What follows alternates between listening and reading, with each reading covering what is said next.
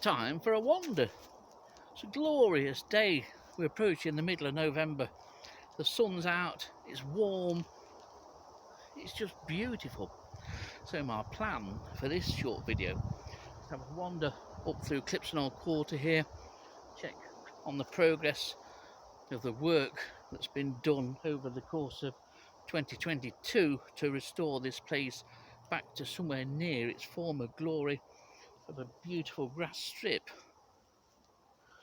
I'm going to walk up to the top and then have a look at the Napoleonics, which by all accounts are looking glorious, especially on a day like today.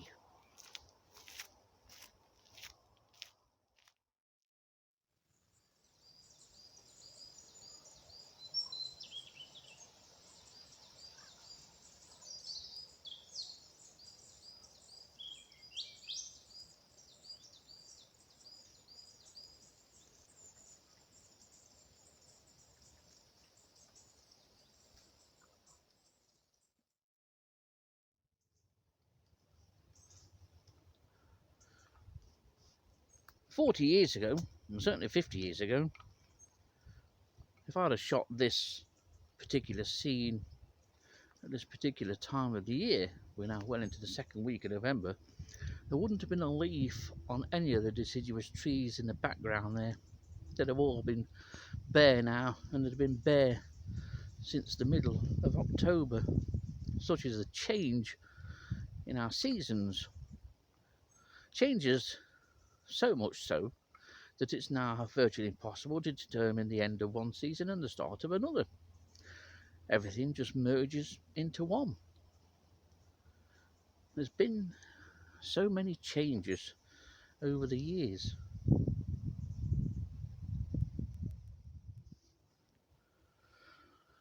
Looks quite the picture, doesn't it? But here we are, as I said, in the middle of November almost, well into the second week at least. And look at the amount of greenery. A lot of the oaks in Sherwood certainly take time now before turning yellow and finally giving up the ghost and dropping all the leaves. But many trees, such as the centre tree there, are still pretty much in full green leaf. And that's an aspect of the forest which has changed over the past 40-50 years. Not that long ago, really, in the grand scheme of things.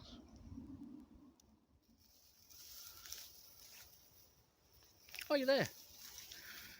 It only seems 5 minutes ago, really, that I was up here filming and showing the work that was being done to restore Clipstone Old Quarter. This time last year, had I stood here, you wouldn't have been able to see me. Which was probably a good thing. You're probably all wishing, well, why couldn't you film this last year? But this whole area, although now pretty much up to my chest in bracken, was covered with scrub of varying heights. A lot of it taller than those young silver birches over there. The work looked drastic at the time, but it was much needed after years of neglect. Such neglect and such coverage by the scrub led to the demise, pretty much whole scale, of glowworms on this particular area of Clipstone Old Quarter. This is the Susterns grass strip. Thankfully, it's now largely a grass strip. It's surprising how much has regrown, and there's still work to do, but plans are in place now for this to be cut on an annual basis. The big problem has been the success in those years when there was no cutting of this grass strip of bracken. Bracken's made significant progress. Such progress that within the 5 years where there were no annual maintenance here, bracken has moved across from where those silver birches are, across the 20 or so metres of the grass strip to the path. Such is the success of bracken. You have to admire its hardiness and adaptabilities. Not a lot can kill it. But This soon started to grass up after the maintenance, and also soon started to be covered with bracken. While I was doing the nightly glowworm surveys, as much as I could, I took a stick and kept taking the tops out of the bracken. It did hold it back quite a bit, but this is the worst affected area of bracken. The rest of the grass strip is very, very good, and scrub regrowth has been quite limited. It'll look better in a month or so's time once they've been in again with the mowers and cut this and maintaining it once again for good glowworm habitat.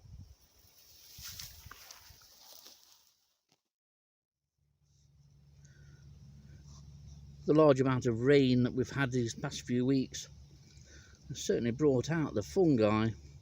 And here emerging overnight, these three fly agarics, Amanita muscaria, pretty much perfect. Just that one slug has come along and took a little nibble out of the one on the right, rather spoiled the picture. But these are delightful, one of our most spectacular, and certainly the easiest of fungi to recognise.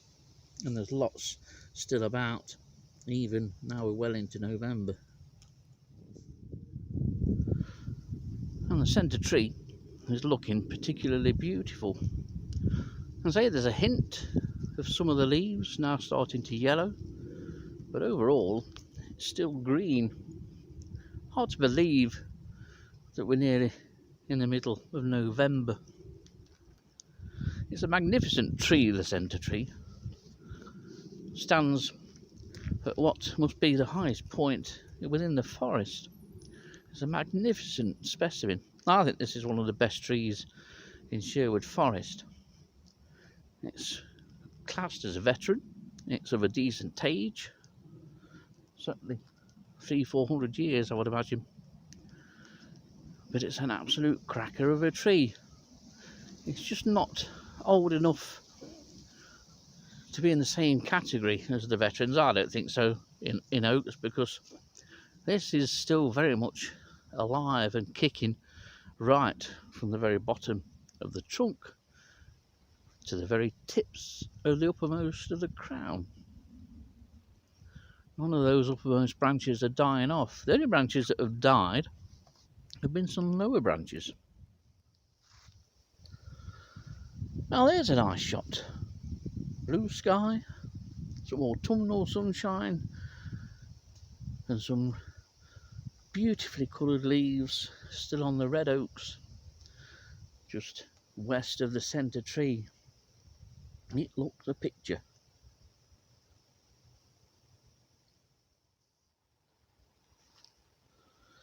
I do love these kind of shots where the sun's dashing between branches of trees. So it's another one.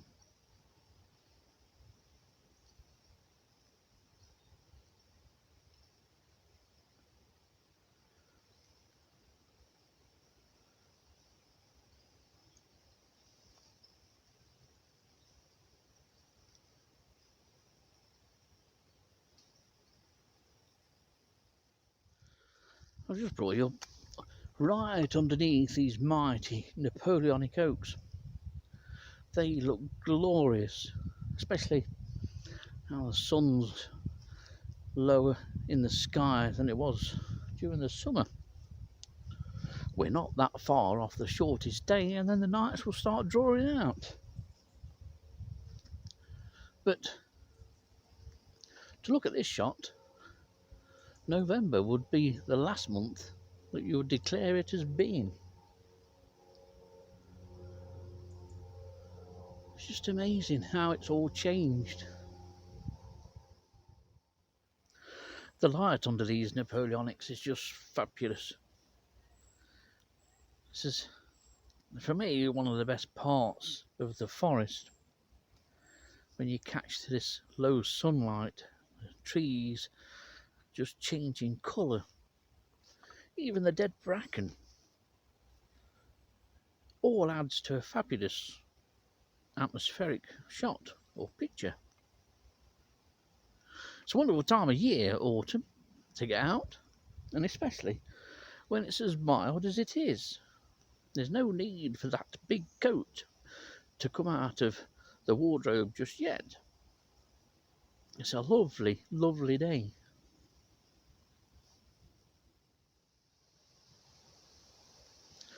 I'm very lucky to be able to do this. In many ways, I wish that I wasn't as fortunate that I am. Circumstances being what they were that led to this.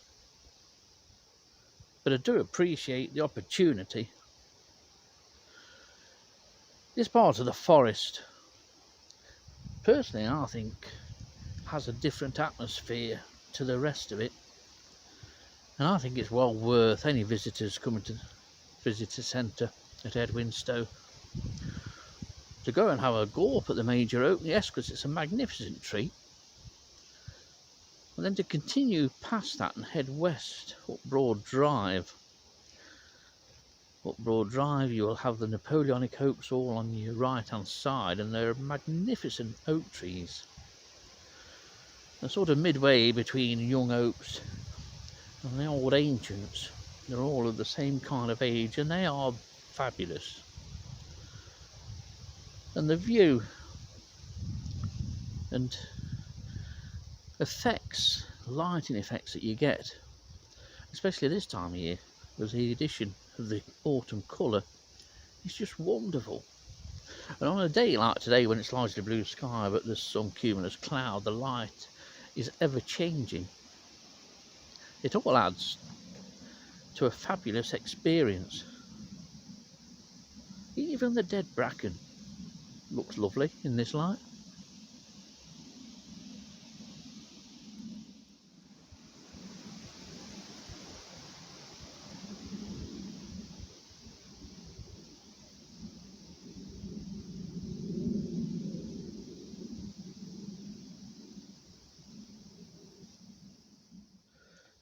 Well, I think it's about time I made tracks towards the car.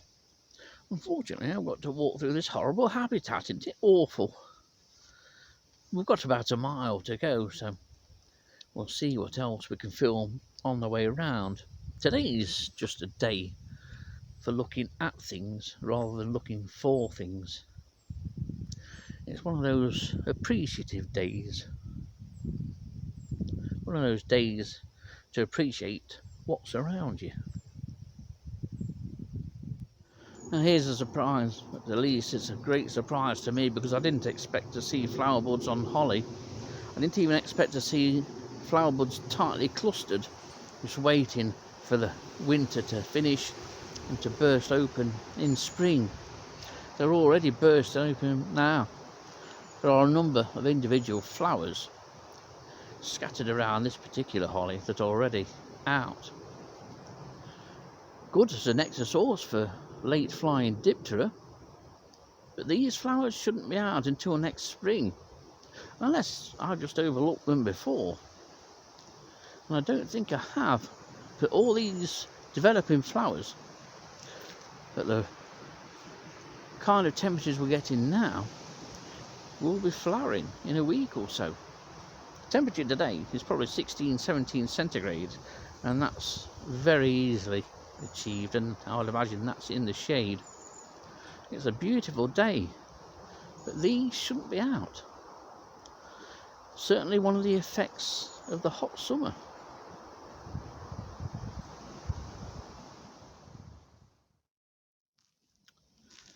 Beautiful, isn't it? Surprising the warmth that's in that sun. Low in the sky now, and it's going to get a little bit lower around midday over the next few weeks, but we're closing in now quickly on the shortest day. Shortest day is my favourite day of the year, because once you get that out of the way, you're into the positivity that increasing daylight lengths give you, and shorter nights. There's nothing like knowing and realising that the nights are getting shorter. And it won't take long, because it doesn't. It soon goes. Which is why you have to make the most of any nice day that you get. And a day like today is a classic case. It's absolutely beautiful. There's so much to appreciate around you, or at least you probably don't have to go too far to be able to appreciate the world around you. I accept that not everybody is able to, and hopefully if anyone's in that situation, they might get a bit of enjoyment by watching these videos. That's part of the reason why I do them. Too many people don't appreciate the world around them, the natural world. I don't know why. Nothing makes you feel better than experiencing something like this, a day like this. I've seen very few people today, despite it being so nice. It's just glorious. So my advice to anybody, don't sit around and spend all your day inside at home. Get out and about, appreciate this autumn sunshine.